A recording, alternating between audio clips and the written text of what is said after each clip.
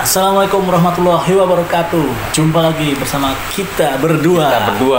Saya Bro Revi dan Bro Yuda. masih di channel yang sama dan di ruangan yang sama ya Bro ya. Sama, Bro. Masih sama seperti kemarin ruangannya. Seperti janji kita kemarin, kita akan membahas seputar unsur yang ada di dalam karya sastra, Bro. Kemarin kita sudah membahas teks ulasan ya di channel yang kemarin kalau teman-teman lihat. Sekarang kita akan membahas tentang unsur intrinsik dan ekstrinsiknya. Jadi unsur intrinsik dan ekstrinsik. Nah, unsur intrinsik dan ekstrinsik yang biasanya ada di dalam karya sastra. Kita bahas dulu nih, unsur intrinsik dan ekstrinsik ini apa sih gitu ya. Kita akan bahas. Kemarin kita sudah membahas tentang seputar teks ulasan, yang mana teks ulasan itu ternyata punya unsur teks ulasan itu membahas tentang karya sastra. Karya sastra itu memiliki unsur dibagi menjadi dua, ada unsur intrinsik dan unsur ekstrinsik.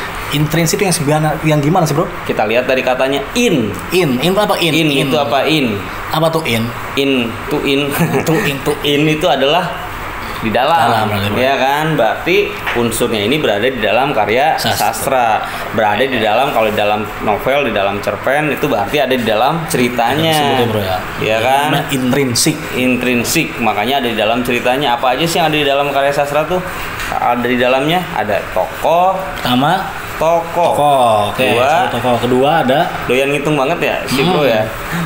Satu, tokoh. Dua, penokohan. Ketiga, sudut pandang. Keempat, tema. Kemudian latar. Ada alur. Kemudian alur. Tadi kita tidak berurutan ya, Bro? Ya kan, tadi nggak berurutan. Kita tidak berurutan. Ya. Karena yang bisa mengurut adalah tukang urut, Bro. Ya kan, yang bisa mengurut adalah tukang urut. Nanti kalian bisa mengurutnya sendiri di rumah sendiri ya, diurut gitu ya. Nah, kita bahas dulu unsur intrinsik sebelum kita membahas ekstrinsik ya.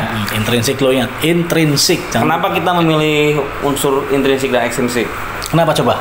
Karena di setiap pembelajaran biasanya kalau kaitan dengan karya sastra, nanti teman-teman di rumah akan berhadapan dengan unsur intrinsik dan ekstrinsik. Itu sangat sering keluar, ya, Bro. Iya, termasuk dalam soal ujian nasional juga kadang keluar unsur intrinsik dan ekstrinsik. Intrinsik dan ekstrinsik. Sering intrinsik ya, Bro ya? Sering intrinsik. Banyak banget karena meliputi tokoh gitu kan. Nah, kita bahas dulu unsur intrinsik satu-satu ya. Tadi yang pertama adalah tokoh. Tokoh itu apa? Tokoh itu adalah karakter yang menggerakkan dalam sebuah cerita. Ya kan? Tokoh. Itu adalah tokoh. Oke, tokoh. Tokoh itu bagi menjadi berapa, Bro? Tokoh nggak dibagi-bagi, Bro. Oh, tidak dibagi-bagi. Tokoh jangan dibagi-bagi, Bro. Yang dibagi itu adalah penokohan, Bro. Oh, itu penokohan. Penokohan itu adalah karakternya. Itu ada antagonis, protagonis, tritagonis, ya kan. Antagonisnya seperti apa, Bro? Antagonis ini tahu kan? Biasanya seperti ini, teman-teman. Kadang-kala kalau kita menyebutkan antagonis pasti bukan jahat itu, bukan berkaitan dengan jahat, iya kan? Sebenarnya apa, Bro? Kalau bukan jahat tuh, Bro? Protagonis berkaitan dengan baik gitu ya. Itu bukan seperti itu ya. Kalau lu jahat nggak, Bro? Kalau saya protagonis, sama aja berarti ya. Ya. Antagonis dan protagonis ini dapat kita ambil makna bahwa antagonis itu adalah karakter yang bertentangan keinginannya dengan protagonis, sama halnya dengan pertentangan. Memang karakter protagonis lebih kepada membawa amanat yang baik atau yang positif gitu kan. Jadi kita jangan menangkap makna jahat, bahwa antagonis jahat baik gitu ya. Kita harus sedikit menggunakan pemahaman. Jadi bertentangan dengan saling bertentangan lah intinya gitu antara antagonis dan protagonis gitu kan. Siaplah. Itu saling bertentangan dan tidak bisa disatukan gitu, Bro. Seperti dengan si dia gitu. Si dia itu siapa, Bro? Nggak ada, Bro. Ya. Kemudian setelah penokohan tadi ada alur. Alur itu yang biasa dibawa sama Panji, Bro. Alur ya. Apa namanya? Geraga itu. Itu bukan alur, itu ular, Bro. Ya, kalau alur itu adalah jalan cerita. Ada alur maju, ada alur mundur, ada alur campuran. Gitu kan? Campuran itu adalah maju mundur, nggak pakai cantik. Kalau pakai cantik namanya Syahrini, Bro, ya kan. Nah, kalau alur maju itu kita dapat melihat juga dari kata awal juga dalam sebuah maju. Kata awal dari sebuah cerita bisa dilihat. Diceritakan itu berarti alurnya adalah alur maju. Tapi kalau pada tahun 80-an, nah itu jelas alur mundur. Yang seperti apa bro? Apanya? Alur maju itu? Alur maju ya tadi. Contohnya, ya kan? Kalau diceritakan berarti itu maju. Sehat Kalau diproses kalimat dengan pertama dalam teknologi teksnya itu tinggi. menceritakannya Aqua bekerja depan, dari Dari dalam, awal, melancarkan dengan metabolisme akhir. tubuh. alur Aqua Maju, terasa awal, sehat. akhir. Tapi kalau Berputar, alur mundur, sehat. diceritakan itu dari mundur dulu. Ingin Flashback. sehat? Iya, dari Pilih mundur baru ke Aqua setiap hari. gitu kan. Jadi kebalikannya. Aqua, Flashback bro kalau alur mundur, sehatnya. flashback ya.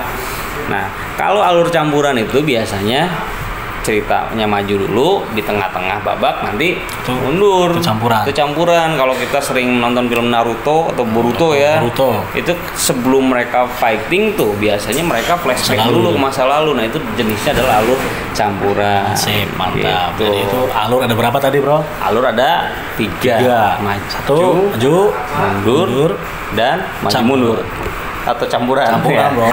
Yang enak ya kalau dengernya kalau maju mundur ya. Nah kemudian kalau kita bicara setelah alur itu apa? Ada alur, ada Tema. Kalau kita bicara tema, pasti teman-teman tema telah- itu sama tidak sih bro sama Nah, judul? itu Sama sama, percis pertanyaannya dengan teman-teman dan adik-adik yang ada di rumah. tema dengan judul sama atau tidak? Terkadang sulit membedakan antara tema dengan judul. Tapi di sini kita akan Perbedaannya menegaskan apa itu, bahwa perbedaannya? tema itu beda dengan judul. Apa dong jelasan perbedaannya? Perlu dijelaskan. Perlulah. Tema biasanya adalah hal yang melatar belakangi sebuah cerita. Latar belakangnya sebuah Cerita. jadi bukan judul. Bukan. Sekarang kalau kita pernah melihat sebuah novel judulnya Cinta dalam Kardus karya Apa? Raditya Dika. Cinta dalam kardus. Cinta dalam Kardus ya kan. Sebenarnya ceritanya gimana itu? Itu kan tidak menceritakan dalam percintaan di dalam kardus kan, tapi lebih kepada menceritakan percintaan di mana si Raditya Dika ini menyimpan semua kenangan mantannya itu di dalam kardus. Jadi gitu. Bro. Iya kan? Cinta dalam Kardus. Nah, berarti tema itu bukan judul karena tidak ada kaitannya. Nah, tema itu lebih kepada hal yang melatar belakangi sebuah cerita, misalnya percintaan, persahabatan, ya. Kemudian apalagi ya? Horor itu tema juga, bro, gitu kan. Kalau kesehatan, pendidikan Kesehatan, pendidikan termasuk tema?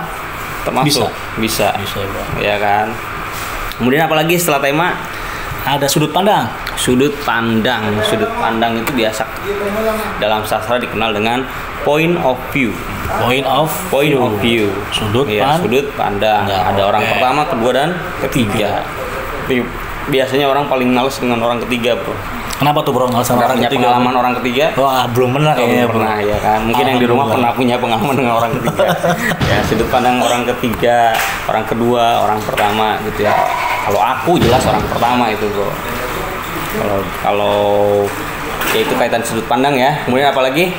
Ada sudut pandang, ada apa tuh, latar? Ada latar itu dibagi menjadi 3. Latar tempat, suasana, waktu dan latar suasana. Oh. Kalau kita bicara tempat jelas tandanya adalah penggunaan kata depan di menunjukkan kepada suatu tempat. Berisik sih bro di luar bro. Iya bro, nggak tahu ada apa bro. Iya. Maaf ya kalau misalnya terganggu, biasa lah, kita kan bertetangga dengan masyarakat di sini bro. Ya, sampai mana tadi? Sosial bro ya. Iya. Sama mana tadi? Tadi ada latar tempat, suasana dan waktu. Kalau kata depan di itu adalah latar tempat. Kalau latar waktu itu ditandai dengan siang, malam, termasuk nama-nama hari, nama-nama bulan, tahun, itu adalah waktu ya bro ya. Ya. Kemudian kalau latar suasana itu biasanya menceritakan suasana atau menggunakan serapan panca indera, bro. Kalau suasana, apa yang dilihat, dirasakan gitu ya, itu adalah serapan panca indera, itu menggunakan latar suasana. Contohnya apa, bro? Dingin, gelap, sunyi, ya, kan, sunyi, itu adalah serapan panca indera ya, makanya menggunakan dapat disebut juga dengan istilah latar suasana gitu ya.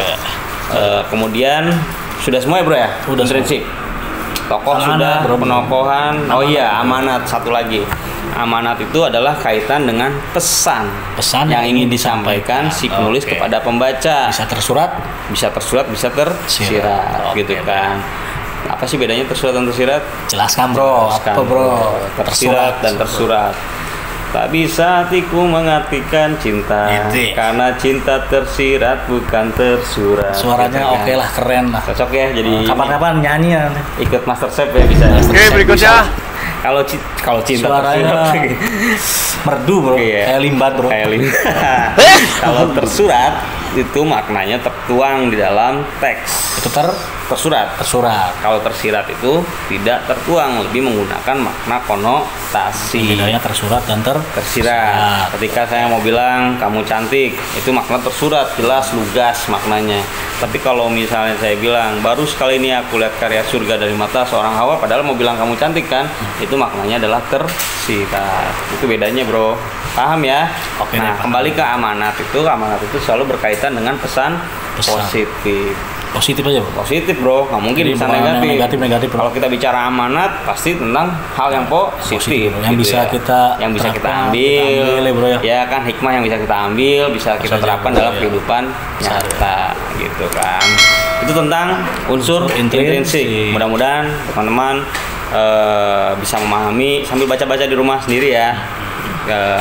Kemudian yang kedua adalah unsur ekstrinsik. Ekstrinsik ini kaitan dengan biografi pengarang, unsur yang berada di luar. Kalau in tadi di dalam, kalau X di luar. Ini kebalikannya. Iya, tapi di luar pun tetap mempengaruhi cerita, mempengaruhi karya sastranya. Kita lihat unsur ini berada di luar. Kenapa sih mempengaruhi? Biografi pengarang sangat mempengaruhi ceritanya. Kenapa tuh? Kenapa bro? Iya, Kenapa, bro? pastilah latar belakang kehidupan si pengarang akan berpengaruh kepada gaya menulis pengarang. Contohnya. Contohnya kita lihat seorang Habibur Rahman El Saraji yang di channel kemarin kita sudah bahas. Habibur Rahman El Saraji yang menulis tentang cinta yang selalu berkaitan dengan religi. Karena Kenapa itu, bro? Karena seorang Habibur Rahman ini berkuliah di Kairo, Mesir. Jadi Iya kan? pendidikannya, bro. Jadi latar belakangnya. latar belakang pendidikan sangat mempengaruhi ceritanya. Tidak akan jauh ketika cinta bertasbih, ayat-ayat cinta selalu mengangkat cinta yang berkaitan dengan religi.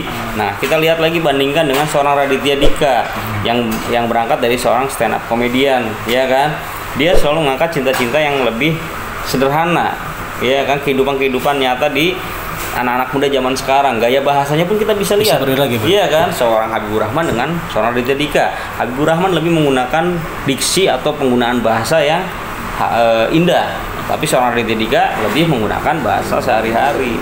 Ya, itu beda sebuah ya. pengetahuan baru ya, Bro ya. Berarti sangat apa ya? Sangat Sangat mempengaruhi, bro. ya kan? Sangat mempengaruhi. Bisa ya bilang mempengaruhi ya. Bisa bro. Kadang-kadang kebelibet-belibet bro.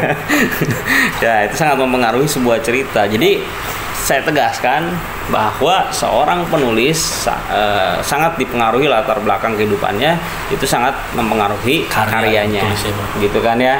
Jadi makanya kita ini nih, kita sebagai guru bahasa Indonesia, kembali lagi saya tekankan, ketika kita mengajarkan suatu karya sastra, jangan mengenalkan hanya karyanya saja, tapi kenalkanlah penulisnya juga. Iya, Gitu kan, jangan sampai anak-anak zaman Kenal sekarang sama kata sayang ya, bro. benar lebih kenal kepada artis-artis Korea daripada kepada penulis-penulis kita yang luar biasa jasanya dalam Drakor, bro. bidang sastra, ya kan, lebih apal pada Korea. siapa nama pemain Korea tuh? Soun gitu kan ya, kemudian Kongguan gitu kan. Nah, itu lebih daripada kepada sastrawan-sastrawan yang punya jasa di bidang sastra gitu. Jadi kembali lagi, kita belajar karya sastra ini fungsinya adalah untuk memahami nilai-nilai kemanusiaan yang terkandung di dalamnya gitu, Bro. Mantap lah penjelasannya bro. Sudah panjang dan lebar. Untuk panjang dan lebar ya, seperti Jangan bilang apa, bro. ya. Jadi dalam channel kita sekarang kita membahas tentang unsur intrinsik dan ekstrinsik dengan waktu yang singkat ya, Bro ya. Singkat saja, bro. Kita Jangan lama, bro. mencoba Singkat dan ringan saja, bro. sebuah pembelajaran yang singkat dan ringan gitu kan, tidak textbook banget, Bro. Kalau textbook saya yakin anak-anak agak susah menerima gitu kan ya. Kita olah dulu, ibaratnya kita punya bahan makanan, kita olah dengan Supaya lebih enak Enak. gitu ya, Bro ya. Jadi pembelajaran bahasa Indonesia tidak selalu membosankan. Ternyata bisa diracik menarik, dengan bro. pembelajaran yang menyenangkan. bisa lebih menarik ya bro ya, lebih menyenangkan ya bro. Ya, mungkin itu saja yang akan kita sampaikan di channel kita sekarang ya. Nanti kita akan lanjutkan dengan pembelajaran-pembelajaran lainnya yang menyenangkan, Bro. iya. Ya. Mau siapa yang nutup, Bro? Lu aja bro lah. Biasa Bu, kalau dia bisa buka nggak bisa nutup. Kondisi juga sudah semakin berisik di luar, ya Berisik kan? di luar, berisik perut juga sebenarnya. Perut bro. semakin berisik, Sedang nyari jadi tajil dulu bro. kita mau nyari tajil dulu. Sampai ketemu dengan kita berdua. Saya Bro Revi, Bro Yuda, tetap channel pantengin channel kita. Boleh bertanya di kolom komen seputar bahasa Indonesia atau seputar pembelajaran lainnya gitu ya. gratis kan gratis. Gratis, ya kan? Tetap like, comment, share, dan subscribe. Ya. Salam Guru Indonesia. Terima kasih. Assalamualaikum warahmatullahi wabarakatuh.